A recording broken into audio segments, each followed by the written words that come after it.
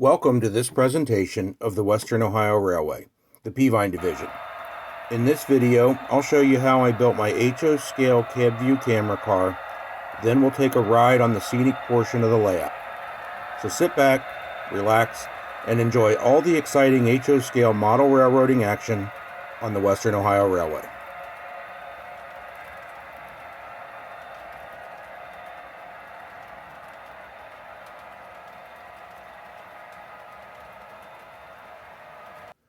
Looking for more Western Ohio Railway videos?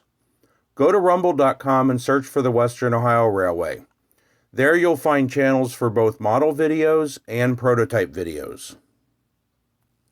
If you like the video, do me a favor and give me a thumbs up. It's nice to know people appreciate the updates on my layout's progress. Now I can't actually disable the thumbs down button, but cut me a break. The trains and the video are both hobbies. And if you really like the video and want to see future updates, go ahead and subscribe. I try to post a new video each quarter.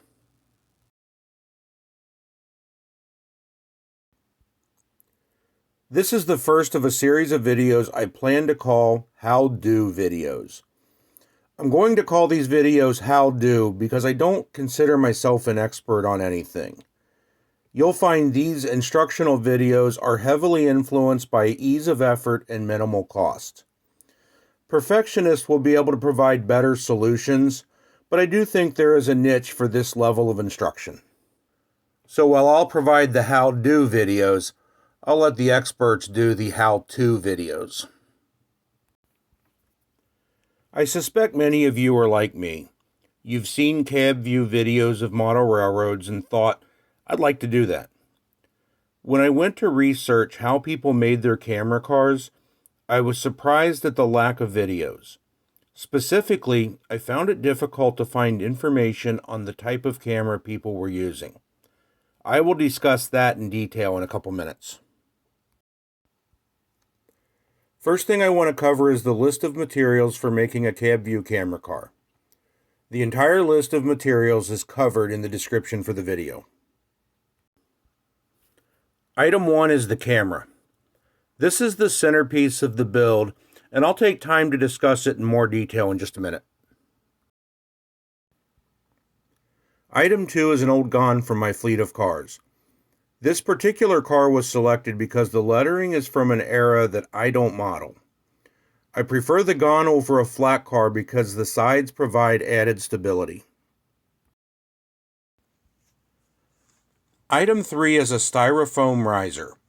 I elevate the camera to give a better view and incorporate the engine and caboose details.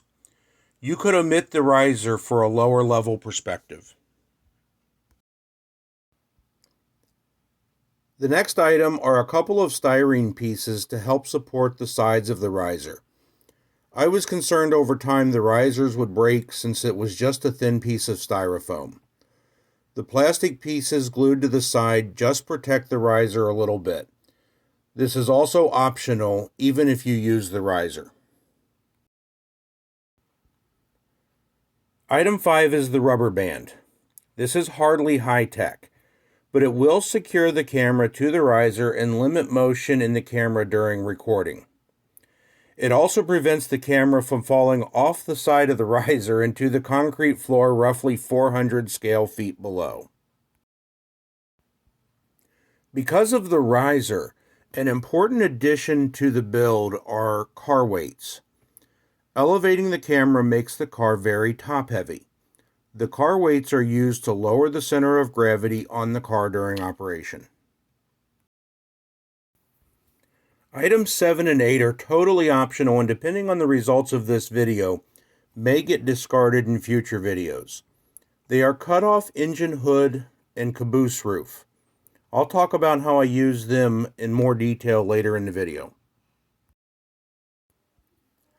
The last item is not actually shown in the picture.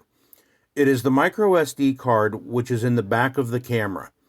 It is listed as a separate item on the bill of materials because you do have to purchase it separately. The only real tool I'm using is white glue. I just use plain white glue to attach the sides of the riser and attach the weights to the riser. When I decided I wanted to make a camera car, I knew the camera was the most important item. I was surprised and disappointed to find very few videos or articles that clearly described what camera people were using. I looked at a variety of cameras, from tiny square spy cameras to GoPro heroes. The camera I settled on can be found on the internet by searching for motorcycle helmet camera.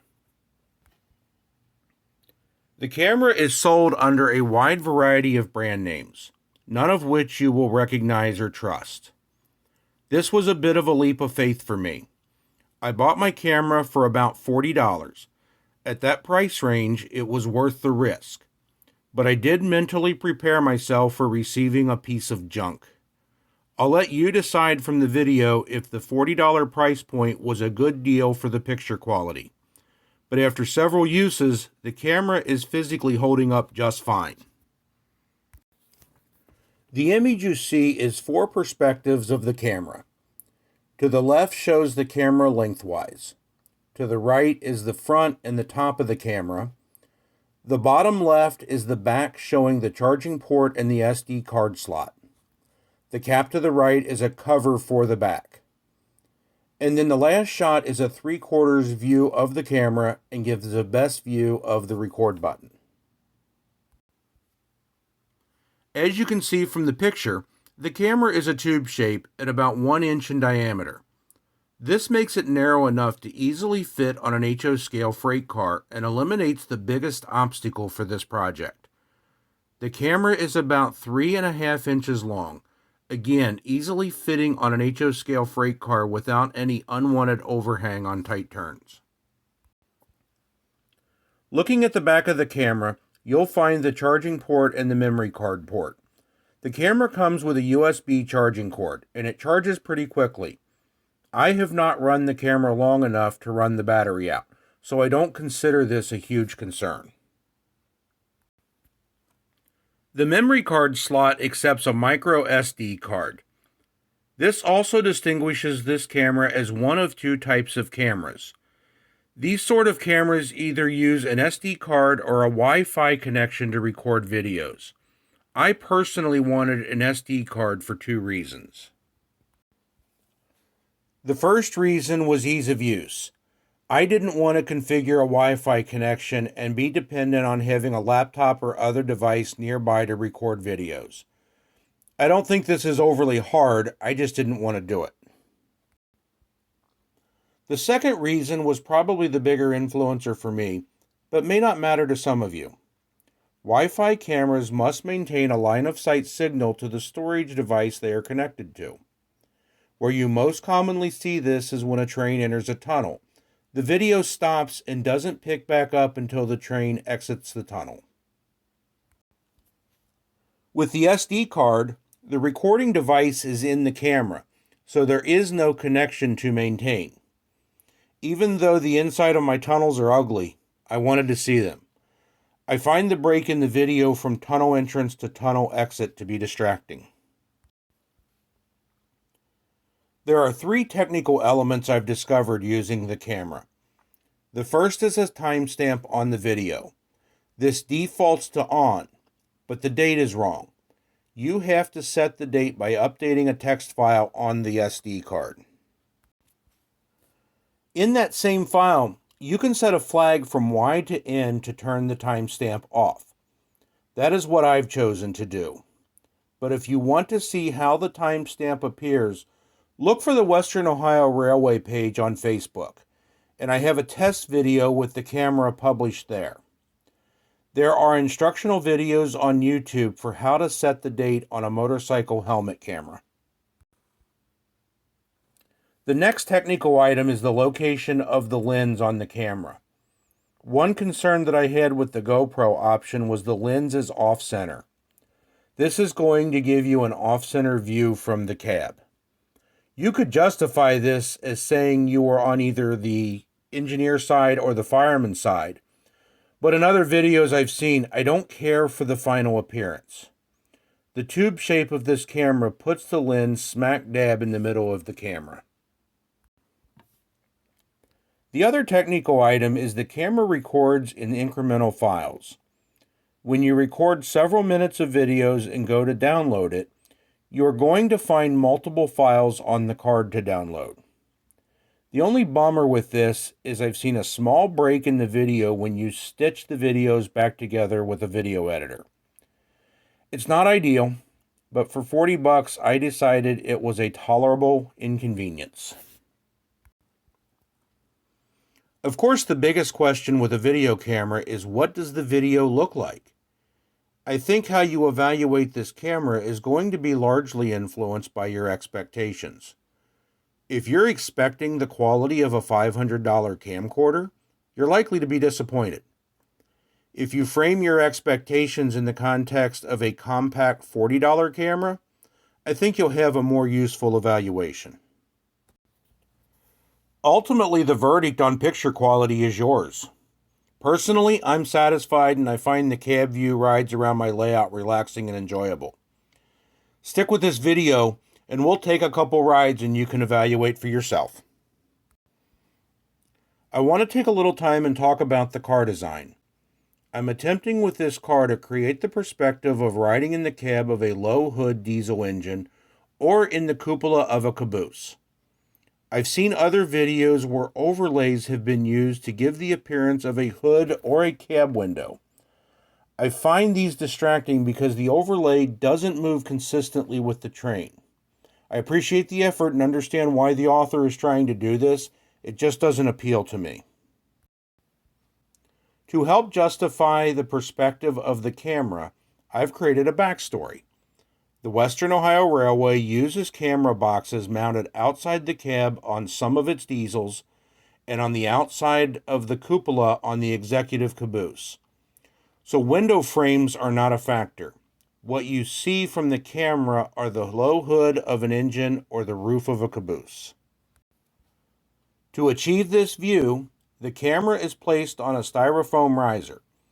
The riser was cut to put the camera at the right height for both views.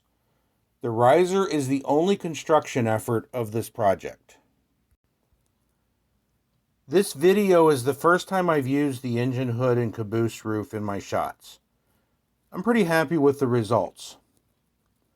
Instructions for operating the camera come with the camera, so I'm not going to cover that in this video. So the only actual construction effort was in the riser. The riser is made from 1-inch extruded styrofoam turned on its side. The 1-inch thickness of the foam fits very well inside a gon and is wide enough to hold the camera securely. I use this type of foam as a scenery material, so I have a lot of scrap lying around that I could use. I used a utility knife to make 3 cuts to the foam. First was simply cutting the foam to size. The riser is slightly longer than the camera. The riser is actually cut to the length of the car weights, but I had to be more precise about the riser height. Using a razor saw, I cut the low hood off a spare engine shell I had, and I cut one end off an old Caboose. I cut both pieces to a proper height. The hood and the Caboose both rest on top of the side of the gon. The camera riser was cut so that the hood and the Caboose would appear in the foreground of a video. I sanded the riser down slowly in small increments at a time so not to lower it too far and have to cut a new riser. I took multiple test shots to mark my progress. I decided to glue styrene to the side of the styrofoam riser to help protect the riser. My fear was that styrofoam would break at some point, or I'd forget this wasn't just another piece of scrap and throw it out. Don't laugh, I've done dumber things. This step is totally optional. I'm also gluing the 2 car weights to the bottom of the riser. Elevating the camera raises the center of gravity for the car and makes it very vulnerable to tipping, especially when running as a Caboose at the end of a train. This is also to ensure I use the same weights every time I use the camera car. Just be sure to add the rubber bands before gluing the weights to the bottom of the car. The result of adding a camera and additional car weights does create a heavier car, something you'll need to consider when running as a Caboose. My gun is 7.5 inches long, which means it should have an operating weight of 4 3/4 ounces. With the camera, this car weighs in at a whopping 9.2 ounces. Oh, camera car, your Delta Taukai name is now Lizzo. Now it's time to take a ride. I've already spoiled the illusion by showing you what the camera car looks like in use. You won't see this view in future videos, but I thought it might be helpful to know what to expect when using your camera car. We're going to take 2 trips through the scenic portion of the layout. The first is eastbound from the cab of Western Ohio GP 38-2 number 120. Along the way, I'll highlight locations on the layout with text on the screen. At the end of that trip, we'll come back westbound on the Caboose of a manifest freight. Personally, I prefer this view. Watching the train stretch out in front of you is pretty cool. Even a modest 15-car train looks pretty good when riding from the Caboose.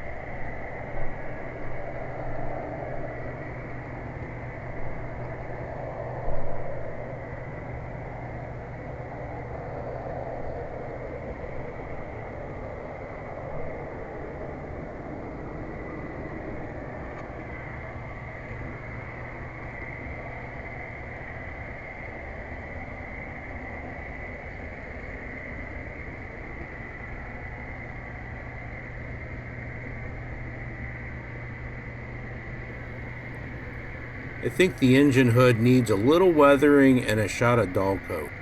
But other than that, I'm pretty happy with the results from this little camera. I hope you enjoyed this presentation of the Western Ohio Railway. For more information about my layout, please visit www.dlam15.com/wo. And for more videos, please go to rumble.com and search for the Western Ohio Railway.